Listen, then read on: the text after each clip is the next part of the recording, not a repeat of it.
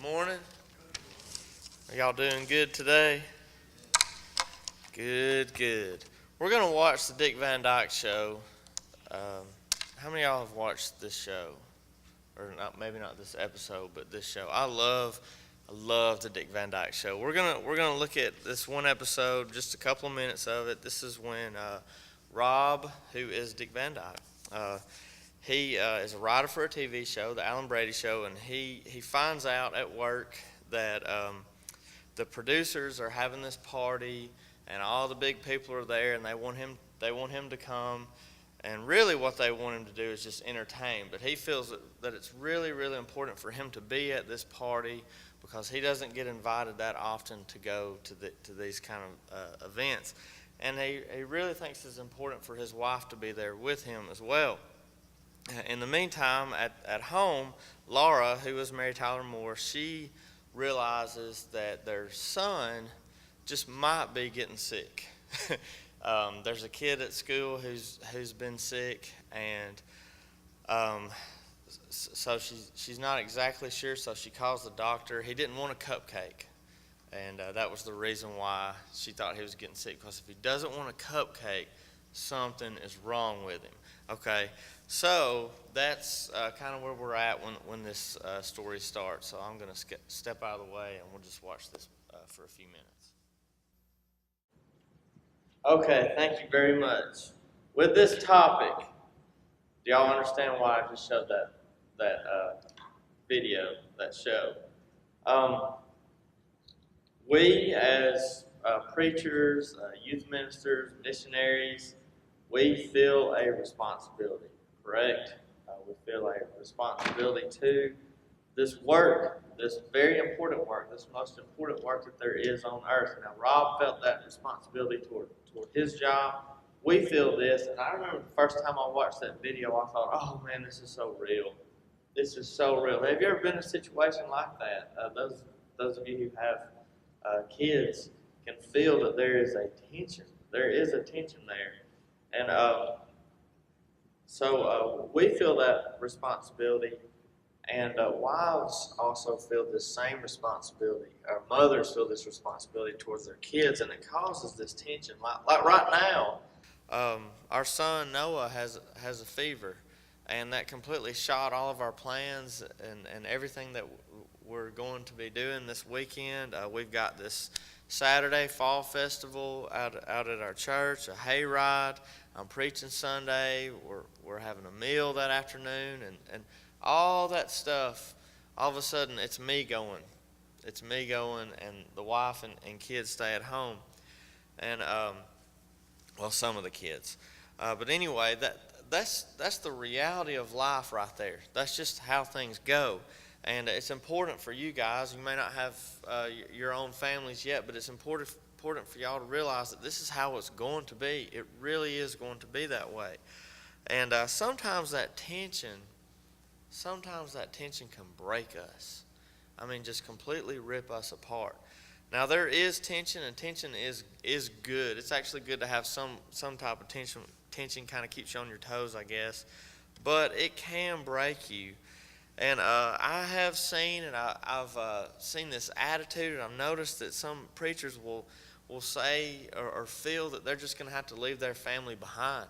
You know, I'm going to have to leave my family behind spiritually. I've read several articles on this, just kind of get other ideas when I was thinking about what I was going to talk about, and it talks about that, about preachers leaving their family behind. I just want you to understand that if you feel that you are leaving your family behind spiritually, then you're actually leaving yourself behind. Does that make sense? You're not going to, if you feel like you're losing your family and you're going to go on and continue this spiritual fight and be the best preacher that you can, you're actually losing yourself. You're actually losing yourself right there. You're not leaving the family behind. You're the one that's behind. There was a great missionary who passed away a couple of years ago. His name was Loy Mitchell, and he's spoken at several things here before. And we would always have these panels, at, the missions meetings that we have, and he would be on there, and we would ask, what is the greatest thing that you need to know to be a good missionary, and we're expecting all this real good, deep, in-depth advice about you need to do this, you need to go here, you need to go there, you need to like practical stuff. And his advice was love your wife. His advice was love your wife. And when he said that, we were all thinking, man, I just need to know what do I do when I hit the ground? What am I supposed to do in that country? But the more and more I think about that advice, that is the absolute best advice that he could ever give. Just love your wife. Now, I know this is about your kids, but I believe these two are linked, right? Love your wife. The reason that he said that is because he's seen so many missionaries get so involved in this work, and he's seen so many preachers get so involved in this work that they leave their wife and their kids.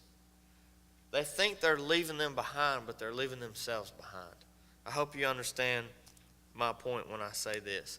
Paul did say that it's better for us not to marry, and he didn't say that because he thought that we shouldn't get married. He said it because once you marry someone, once you stand before God and before a church and before everyone and make a promise to God that you will love that wife, once you do that, you have responsibilities. And then once you have children, you have responsibilities. Agreed? And that becomes your number one responsibility after you have made this promise. And so once you make that promise, there becomes a tension. There is a tension in your life, especially when you are trying to do this work that is so, so important that Jesus Christ gave to us himself. So I'm going to give you a couple of things, and the first one is very close to what I was just saying. Number one is understand your roles. Understand your roles. That's very, very important for us when doing this work. If we want to save our kids, if we don't want to separate ourselves, then understand your roles. Understand that your wife, a wife who is at home taking care of a family, that wife is extremely spiritual. Extremely spiritual. A woman that will stay home and take care of babies is gold. Gold. Does that make sense? What does this nation need? What does this world need? We need some parents who will actually take some time with our kids, and it's good for a mother to be fiercely loyal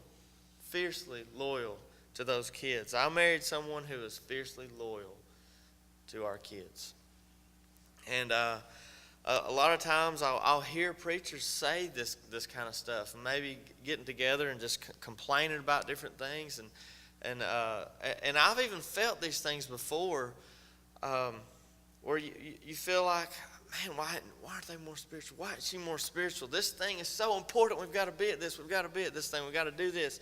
Exactly what we were seeing in that movie. But my wife, when Mama Bear kicks in, she is fiercely loyal to those kids because she understands the God-given responsibility that she has is to those kids first. And I know it sounds like it's not fair, and it sounds like, well, you don't care about anybody else. No. She does. She cares about everyone else in this world. But her number one responsibility is not everyone else in this world. Her number one responsibility while she has kids in the house is kids in the house. Does that make sense? So how do you keep your kids? How do you save your kids while you're out doing this job? You need to stay close to that wife. You need to be on the same page with that wife. You need to understand that your wife, while she makes a decision like that, she's actually making a very, very important and spiritual decision. It's not a worldly decision to take care of physical needs, is it? It's amazing to me how linked physical and spiritual are. A lot of us think that spirituality is something like, all mystical, and we almost think like New Age with it, but it's not. What did Jesus come down here and do the most? He healed people. He healed people physically. They're linked. They're very, very linked. And so, what I want you to understand is that when a mother decides to be a mother, that is a really, really, really good thing. A really good thing, and we should encourage that. On the same note, if you decide to be a father, then be a father. Be a father. Just like kids need a fiercely loyal mama bear, they need a fiercely loyal papa bear. And your number one responsibility is to your kids. And I hate to say this, but if it comes down to the two, make it a decision for the church and for your kids, I'm going to have to say kids. I'm going to have to say kids first. Now, it's rare that you're going to have some kind of situation where you're going to be ripped apart like that, because the church should be and usually is understanding of any situation like that. But what I'm trying to say is I've seen people just wreck it, just completely wreck everything, trying to keep the church work going, and then their whole life just falls apart, and then you don't have either. Does that make sense? So if you need to take a step back and be a papa bear. You preachers, be papa bears. Take care of these kids. Now, the second thing, and these are all very, very linked, is communicate. Communicate. Be on the same page. Be on the same page with your wife. Be on the same page with her as you are trying to take care of these kids. What was I trying to say about that? This is your number one responsibility. Next thing, the third thing, work together. Work together. That's the same thing as being on the same page. That's the same thing as communicating. Work together as a family. I've got a video I want to show. I'm all about showing videos. But this is our family, me and the kids, going on a mission trip. It's also a commercial for. Never mind, it's not going to work. I take that back. Okay, we're not going to show that. I'll just talk about it. I just got back from Burma. The two oldest kids, Gracie and Noah, were able to come with me. And I'm doing exactly what my parents did with me. It's one at a time, sometimes two at a time, letting me participate in the work. I'm letting them participate in this work. I have let my kids participate in the local work as well. And they love it. They love it. They love youth ministry. They love the idea of youth ministry. They love the idea of preaching. They love the idea of mission work all over the world. And I learned that from my parents. There's something that's real important in how we do this, is we need to love our family. We need to actually love them. We need to like our family. We need to make our children lovable. And what I mean by that is I've walked through grocery stores a lot of times, and I'll be on the aisle. There's an aisle just across from me, and I'll hear this woman yelling at her kid the whole time. Billy, I'm gonna spank you. You better put that down. Billy, put that down. If you don't put that down, I'm gonna spank. Billy, put that down. That's the last time. That's the last time, Billy. Billy, I said put it down. I'm gonna take you. I'm gonna wear you out. I'm gonna wear you out, Billy. Okay. And the whole time I'm like, please give me Billy. Give me Billy. I'll make Billy stop. I will make Billy stop. And then the rest of the time that you're in here, you're going to have a pleasant time with Billy. Does that make sense? Make your kids pleasant to be around, and love your kids and enjoy your kids and have fun with those kids. Yeah, you're exactly right. If that's what it takes, give them a little spank, and that's the end of it. And then you and Billy are getting along the rest of the time. Enjoy your kids. Like we made a decision that that's how we're going to raise our kids. And guess what? We love our kids. We want to be around them all the time. We want our kids. We hate it when school starts because they have to leave. They're fun. They're really fun. We want to be around them. If you want to keep your kids, then love them. Like them. You know, we say, I don't have to, I love them, but I don't have to like them. That's a bunch of garbage right there. That's a bunch of garbage. Like and love go together. They really do go together. Next thing, you need to love your church. You need to love your work with the church. If you come home griping and complaining about what this guy said and what this elder said and what this person said, then you're going to cause your wife and your kids to resent the work. Does that make sense? They'll resent it. I think this is a problem for daddy. This is a problem for my husband. And they're going to resent all of your involvement in that work. One way for you not to help them not to resent this work is for you to actually love the church. It's for you to actually respect the elders in your congregation. It's real funny. Once we start school here, and I don't know if any of you guys are like this, but I see it a lot. I have seen many come through here.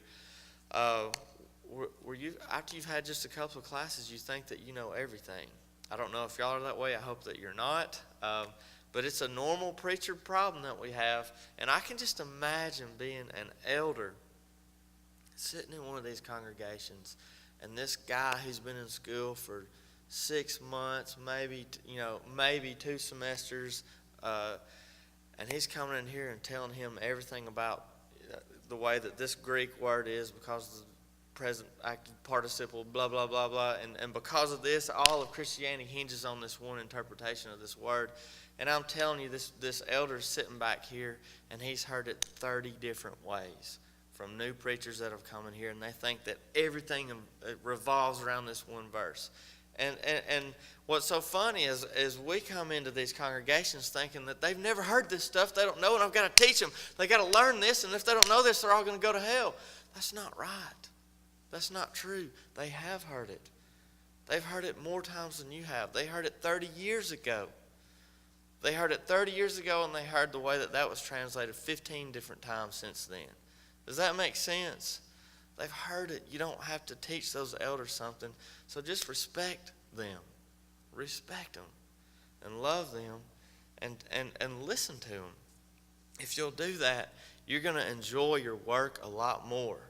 You'll be happier in your work. You'll be happier in this job. Then your wife will be happier. And then when you have kids, those kids will be happier. Make it something that you're all enjoying together and working together in. Final thing, Ephesians chapter 5. Y'all turn there. I should have had it already marked. Ephesians chapter 5. This is real important. Verse 22, wives, be subject to your own husbands as to the Lord, for the husband is the head of the wife, as Christ also is the head of the church, he himself being the Savior of the body. But as the church is subject to Christ, so also the wives ought to be to their husbands in everything. Husbands, love your wives, just as Christ also loved the church and gave himself up for her, so that he might sanctify her, having cleansed her with the washing of water with the word, that he might present to himself the church in all her glory, having no spot or wrinkle or any such thing, so that she would be holy and blameless. So husbands ought also to love their own wives as their own bodies. He who loves his own wife loves himself. I really think this is key. I think this is key for saving the kids. I really do. Love your wife.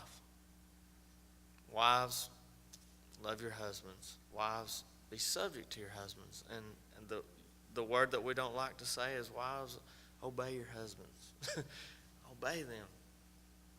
But husbands, don't ask your wives to do something that is not in their best interest.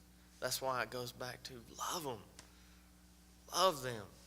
Love them. And then you get down to the kids, and you can't even talk about the kids unless you've already talked about the wives. But chapter 6, verse 1, children, obey your parents in the Lord, for this is right. Honor your father and mother, which is the first commandment with a promise, so that it may be well with you and that you may live long on the earth. Fathers, do not provoke your children to anger, but bring them up in the discipline and instruction of the Lord. Don't provoke them to wrath or to anger. Don't make them hate you. Don't make them hate this work. It's so important. Do we all agree that? This is the most important thing that we could ever be doing. So let's not make them resent this work. Let's bring them in together. Final verse. I think it's very interesting that when Jesus was asked what is the greatest commandment, he goes to this. Deuteronomy chapter 6. He talks about loving the Lord your God with all your heart. Hear, O Israel, the Lord is our God, the Lord is one. You shall love the Lord your God with all your heart, with all your soul, and with all your might. And then he says, love your neighbor as yourself. And on these two things hang all the law and the prophets. That was Jesus' answer to what is the most important commandment. I think it's very interesting that where this comes out of, what's right around this most important commandment. The very next verse. These words which I am commanding you today shall be on your heart. You shall teach them diligently to your sons, and shall talk of them when you sit in your house, and when you walk by the way, and when you lie down, and when you rise up. You shall bind them as a sign on your hand, and they shall be as frontals on your forehead. You shall write them on your doorpost of your house and on your gates. The very next thing that is said about this most important commandment is to teach it to your kids. Teach it to your kids. Let's be people who are about this book, who live this book, who love the most important thing. People who love. Love your kids. Love your wife. Love your husband. That's what's gonna save our kids. Love them. Thank you very much.